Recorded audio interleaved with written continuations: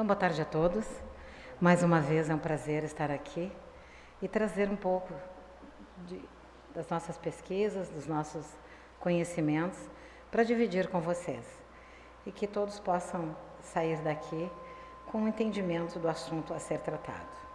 Nós vamos falar sobre depressão, algo que tem trazido para todos nós, né, muita preocupação. Estamos num momento muito difícil, né, como se diz, um novo normal, que a gente precisa se adaptar, e a depressão ela está muito presente na vida de algumas pessoas que não conseguiram ainda se adaptar a essa situação e que muito provavelmente levaremos algum tempo ainda para nos adaptarmos, né? A gente vinha de uma vida mais livre, mais descontraída, agora nós estamos mais preservados, mais cuidados, mas provavelmente para o nosso bem, né? Nada é por acaso. Então, vamos falar um pouco sobre isso. A depressão é um estado de tristeza constante que persiste por mais de 15 dias consecutivos. Ela pode acontecer através de uma queda de energia, uma energia pessoal, uma falta de vontade, de interesse por algumas coisas, alterações do apetite, alterações do sono, mexe com os desejos sexuais, as pessoas ficam mais apáticas. Pode significar estes um dos primeiros sintomas da crise. E é um problema que atinge um número cada vez maior de pessoas nos tempos atuais. Mas é muito importante que vocês se deem conta que em alguns momentos da nossa vida, alguns dias, nós sentimos algum tipo de tristeza. Nem todos os dias nós estamos alegres, mas é muito importante a gente saber identificar, a gente procurar ajuda para entender qual é a diferença entre estar entrando num processo depressivo e estar aparentemente ou momentaneamente triste por alguma coisa. Então, quando fala-se de 15 dias para mais, a gente precisa ter aquele alerta. Por que nós estamos tanto tempo desta forma? Por que nós estamos tanto tempo apáticos e sem vontade de fazer as coisas? Então, a gente precisa ter esse autoconhecimento para buscar ajuda, não é verdade? E poder fazer uma comparação. Isso acontece, é direto, eu não tenho tido nenhum momento de alegria. É importante que a gente saiba se conhecer e saiba identificar. A ciência e a doutrina espírita podem trabalhar juntas, né? É isso que nós vamos entender um pouco, onde é que a doutrina pode nos ensinar e pode nos ajudar. Então, a gente vai fazer um pequeno relato. A depressão pode ocorrer em qualquer idade. Ela pode ocorrer na infância, na adolescência, na vida adulta, na terceira idade. Então, a depressão ela pode surgir em qualquer momento da nossa vida. É importante que a gente possa aprender a identificar e buscar ajuda no momento certo. Na infância, teve uma pesquisa que foi feita com crianças, né, que foram afastadas das mães, bebês. No primeiro mês do seu bebê, que ainda era bebê, os bebês começavam a chorar mais, se tornaram tristes e mantinham o distanciamento das pessoas que se aproximavam. No segundo mês de existência dos bebês, já não tinham a mesma qualidade de ganho de peso e de altura. E no terceiro, se as mães não retornassem, passavam a adquirir infecções com maior facilidade. Algumas chegavam até a falecer. No caso de as mães voltarem, os bebês se curavam da depressão. Então, o que isso significa? O amor é um elemento valioso para tratar o problema. Isso foi uma pesquisa real que aconteceu há alguns anos, que foi feito com bebês. Então, se vocês imaginam, se um bebê já responde negativamente desta forma, quiçá um adolescente ou um adulto, né? Essa falta de distanciamento, né? Na adolescência, quais são alguns sintomas mais comuns? A irritabilidade. Os adolescentes são mais irritados, né? Os jovens com depressão vêm aumentando devido ao uso exagerado de álcool e drogas. Então, alguns jovens vêm usando com muita frequência. E a gente precisa identificar quando é que eles estão realmente usando ou quando é realmente que eles estão tendo algum tipo de comportamento diferenciado. O álcool é o maior agente depressor de todos nós. Então, as pessoas depressivas bebem álcool e as pessoas bebem álcool e ficam depressivas. Então, o álcool sempre vai fazer esta diferença quando ele é em dose exagerada. Ele mexe com o sistema controlador de humor, levando o indivíduo a ter alterações do comportamento. A princípio, o álcool desinibe, né? Por isso, a maioria das pessoas gosta de beber. Vocês devem ouvir falar, né? Não só os jovens, né? Mas os adultos dizem, quando eu bebo, eu fico mais alegre, eu não penso nas coisas que me incomodam, eu fico mais disposto, eu tenho mais alegria. Então, ele é um falso alegre, né? São os elementos químicos que contém no álcool que mudam o comportamento. Não é o nosso comportamento em si que muda. Nós somos estimulados pelas propriedades químicas que contém no álcool, né? E se houver uma predisposição genética, se a gente já traz alguma bagagem de história de alcoolismo na família, isso pode provocar e aumentar a dependência química. Então, muito importante, fatores genéticos contribuem para qualquer tipo de dependência química. E a gente tem que ter isso muito presente nas nossas vidas. Na terceira idade, né? A alteração de memória, o esquecimento exagerado é um sinal no idoso. A falta de carinho e atenção e o abandono são cruciais no aparecimento da depressão, assim como nos bebês. Então, a gente sempre faz uma comparação, né? Que quando as pessoas vão ficando mais velhas, elas vão tendo atitudes muito parecidas com as dos bebês, não é verdade? Mais carinho, mais atenção, mais cuidado. Eu sempre falo isso para minha mãe. Minha mãe tem 87 anos e quando ela tem determinadas atitudes, quando ela tem determinadas falas, eu digo para ela, mãe, nós, velhinhos, eu digo para ela, precisamos ter tanto ou mais cuidado como se tem com as crianças. Nós também precisamos nos cuidar como nós cuidamos das crianças, porque as crianças muito pequenas são frágeis e nós, velhinhos, também. Ela fala para mim, mas aí tu não está velha ainda. Sim, já estou velhinha. Eu posso ainda não estar com os 80 anos, mas se eu durar igual a ti, eu vou chegar lá. Mas nós precisamos de atenção e de cuidados semelhante ao que as crianças precisam. Então, como diz, né? O amor é um elemento valioso para tratar o problema, e aqui eu acrescento, em qualquer idade. Seja na infância, na adolescência, na vida adulta, na terceira idade. O amor sempre vai ser o maior curativo de todos os males da alma. Do ponto de vista humanístico, o amor, desde a infância, é um fator primordial e começa dentro da família. Se há uma relação sincera entre os parceiros, a criança vai crescer dentro de um lar estruturado, mesmo com todas as dificuldades naturais de uma relação humana. O indivíduo aprende desde cedo a lidar com várias situações. Então é muito importante que nós, adultos, saibamos identificar algumas coisas e que nós possamos ser modelos para as nossas crianças.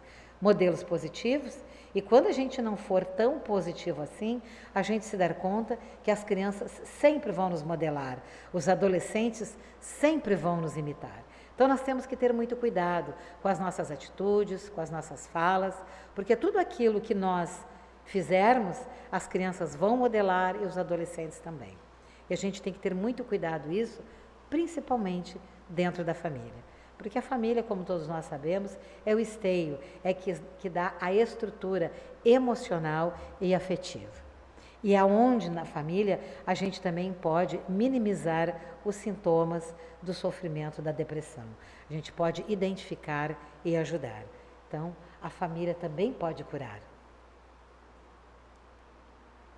Quando uma pessoa com uma autoestima baixa, sem autoconfiança, desanimada, desinteressada, sem prazer na vida, sente que alguém se interessa por ela, sua imunidade melhora muito.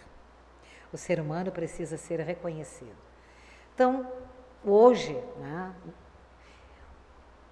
nesse momento, né, em que nós estamos ainda dentro da pandemia, em que os cuidados com a saúde estão mais associados à Covid-19 do que a qualquer outra doença, se faz muito importante estes cuidados permanecerem. Nós estamos hoje mais cuidadosos, né? Cuidamos com a saúde, cuidamos com a atitude, aonde nós vamos, com quem nós nos relacionamos, por conta deste momento da pandemia. Mas vocês já devem ter ouvido falar que outras tantas doenças não aconteceram. As pessoas adoeceram mais em todos os sentidos, né? Outros resfriados, doenças de todas as ordens. Elas aconteceram com muito menos frequência. Por quê? Porque nós nos cuidamos mais, nós estamos mais atentos à nossa saúde física, à nossa saúde emocional. Claro, né, gente? Em contrapartida, ficamos afastados um pouco mais da vida social, também um pouco dos familiares, também um pouco da sua rotina de trabalho. Então, a gente teve um pouco de decréscimo nas nossas relações de trabalho, nas nossas relações sociais. Mas, em contrapartida, nós estamos olhando mais para a nossa vida física, estamos mais cuidadosos. Muito provavelmente, vamos continuar assim. E certamente vamos adoecer menos. E aqui, como diz, a nossa imunidade vai melhorar, porque nós estamos mais cuidadosos, estamos mais afetivos. Podemos estar mais sofridos com o isolamento, com esse distanciamento provocado de forma tão abrupta, mas com toda certeza a nossa imunidade está mais garantida. Nós estamos mais cuidadosos com os idosos. Nunca se falou tanto em cuidar dos idosos, nunca se falou tanto em cuidar com pessoas que têm comorbidades, que tenham doenças, né, como diabetes, como colesterol, como pressão, né, hipertensos, cardíacos. Nunca se falou tanto em ter cuidado com essas pessoas. Por quê? Porque as pessoas são mais vulneráveis, caso sejam infectadas, né, pela Covid-19. Então, vejam bem, podemos ter perdas de um lado, mas tivemos ganhos de outro.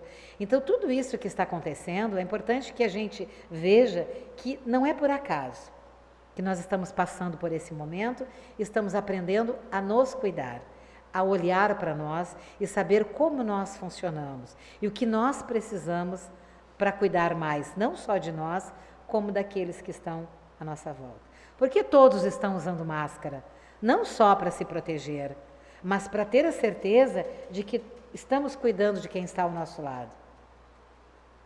Todos nós usamos a máscara para ter cuidado, para aumentar a nossa imunidade, mas também para não prejudicar ninguém. Com toda certeza, jamais queremos ser responsáveis por alguém ficar doente, porque nós não nos cuidamos e não cuidamos dos outros. Não é verdade? Então, isso cabe nós refletirmos nesse momento. Do ponto de vista médico, a depressão ela é uma falta de neurotransmissores no cérebro, que necessita de medicamentos, ou seja, de um controle químico. Então, existem momentos que nós precisamos usar a medicação.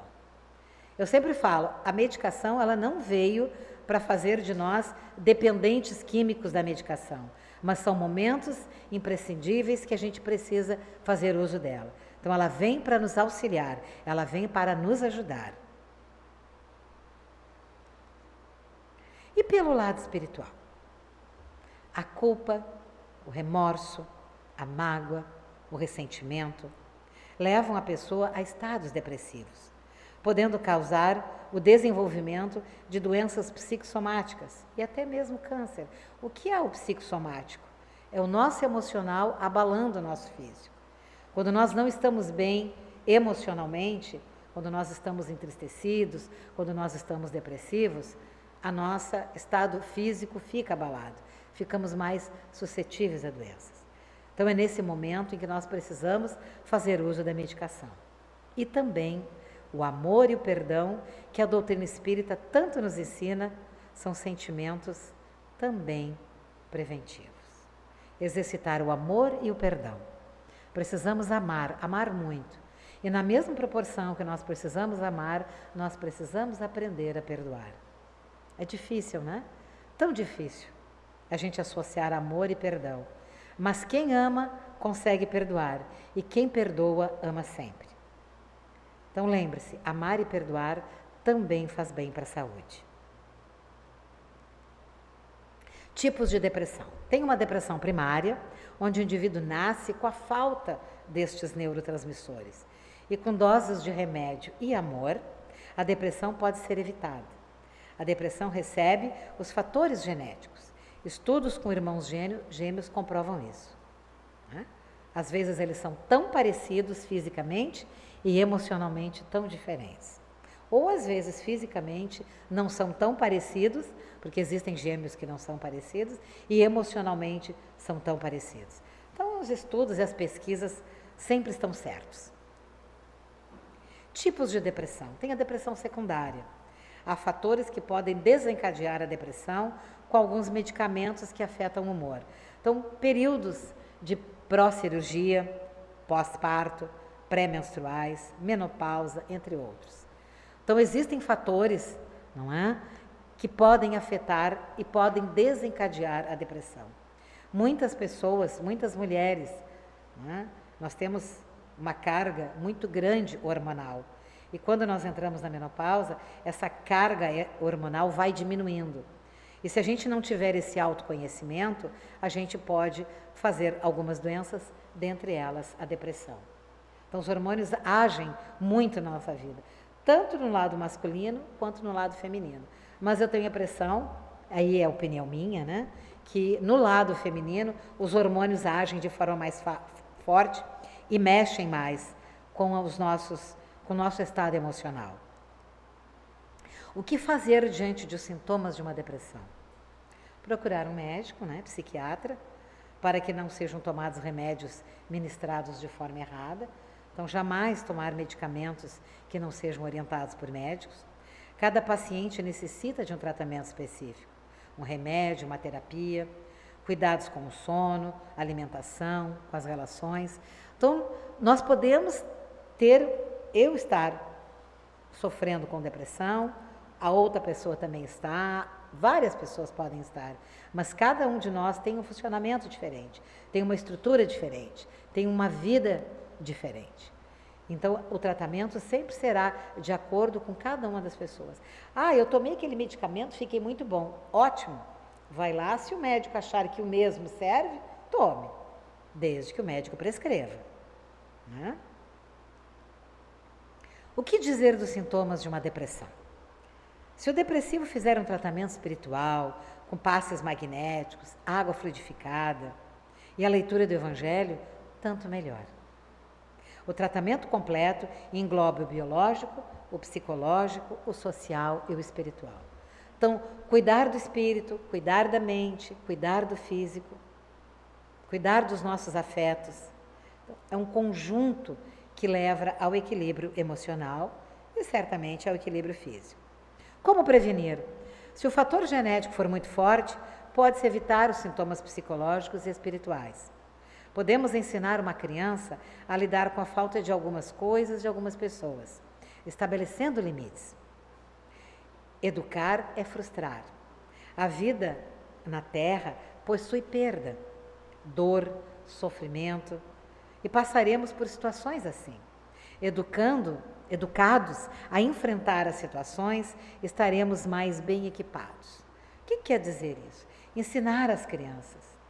Educar, dizer não, dar limite, frustrar as crianças, para que quando elas sejam adultos, elas saibam que a vida é muito mais cheia de não do que sim.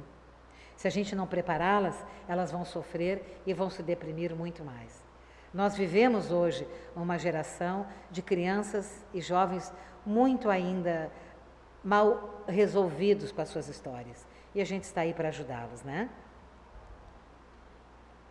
Se a cada sofrimento os pais derem um presente, satisfazerem o princípio do prazer, né, estarão criando seres inseguros, rebeldes, que aprenderão a ver na matéria a solução para os seus problemas. Ao contrário disso, deve ensinar o princípio do perdão, da verdade, da sinceridade, do respeito, da lealdade, do companheirismo e do diálogo. Menos coisas materiais, mais afeto, mais diálogo, mais colo, mais carinho, mais conversa, mais entendimento. Precisamos conversar, precisamos nos aproximar, precisamos nos amar. principalmente com as crianças e com os adolescentes. A verdadeira prevenção está no autoconhecimento, no amor a si mesmo e ao próximo, tendo consciência de que os seres humanos são como são e não como gostaríamos que fossem. Só conseguimos compreender o outro quando nos compreendemos, aprendendo a aceitar, a lidar com a insatisfação. Não há como prevenir depressão se não passarmos por nós mesmos. Nós só vamos compreender aos outros se nós conseguirmos nos compreender. Nós só vamos poder amar aos outros e perdoar aos outros quando a gente consegue se amar e se perdoar. Então Deus está dentro de nós, então agradeça a Ele pela vida. Deus está presente, Deus está conosco. A meditação, ela é um combate à depressão. Técnicas e experiências na prática da meditação podem auxiliar as pessoas a se sentirem mais felizes e realizadas. Uma perfeita interação entre o corpo, a mente, o físico e o espírito nos fará reconhecer a meditação como um caminho para criarmos uma pequena porta para a oração com propósito. A meditação nada mais é de um momento de introspecção, um momento de nós ficarmos conosco, de nós elaborarmos as preces, de nós agradecermos, de nós entrarmos em conexão conosco e com Deus e dar a oportunidade de estarmos em harmonia conosco e nos aceitarmos como nós somos. A meditação nos ajuda a nos aceitar e a nos compreender. E se ela for reforçada pela prece, o resultado ainda é bem melhor. Como utilizar a prece aliada à meditação no auxílio ao combate à depressão? Orar, pedindo, acreditando na melhora, meditar com amor, buscando no Evangelho o caminho a seguir. O quadro depressivo não surge de um momento para o outro. E a meditação, que é o nosso desejo de estarmos com Deus, tem sido um excelente método preventivo.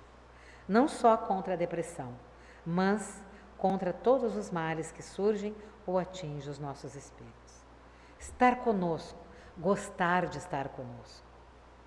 Saber fazer uma prece, agradecer, pedir.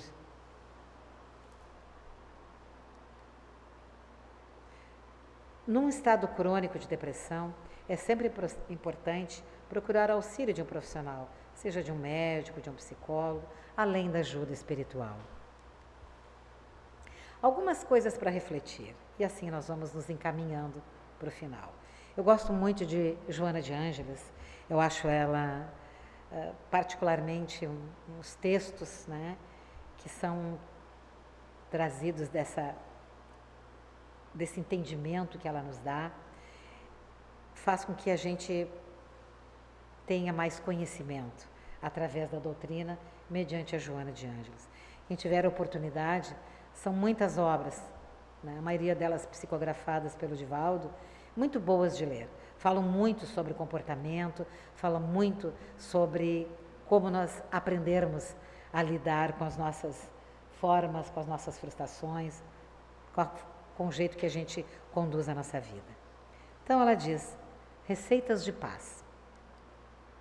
A depressão tem a sua gênese no espírito, que reencarna com alta dose de culpa, sob fatores negativos, de que não conseguiu libertar-se em definitivo. Então nós trazemos na nossa bagagem espiritual alguns resquícios das vidas passadas. Por isso é importante, nesse momento em que nós temos essa oportunidade de estarmos encarnados, de a gente exercitar isso, para que nas próximas encarnações a gente venha menos culpado e menos sofrido. Se desejarmos examinar as causas psicológicas, genéticas e orgânicas, temos que levar em conta o espírito imortal, gerador dos quadros emocionais e físicos de que necessita para crescer na direção de Deus. Então, o que ela quer dizer? Que o espírito é imortal e tudo que a gente fizer e tudo que nós nos desenvolvermos, mais livre o espírito será na próxima reencarnação. menos sofrido. Então, quanto mais amor a gente exercitar, menos culpa nós teremos. E assim, agradecendo a Deus a bênção do renascimento da carne, conscientiza-te da utilidade dessa experiência, né? Da significação superior, combatendo os receios do passado, esse passado espiritual que muitas vezes vem carregados, né? De tantos sentimentos. São mecanismos inconscientes de culpa e produze com alegria. Ou seja, quando tu entende tudo que está passando, que isso serve para nós nos melhorarmos, que a gente tenha esse entendimento, que a gente tenha mais alegria e que a gente possa realmente evoluir. Eu gosto muito desse termo, né? Evoluir para melhor servir. Então, quando a gente evolui, com toda certeza nós podemos servir melhor, não só nesta encarnação, mas nas próximas, né?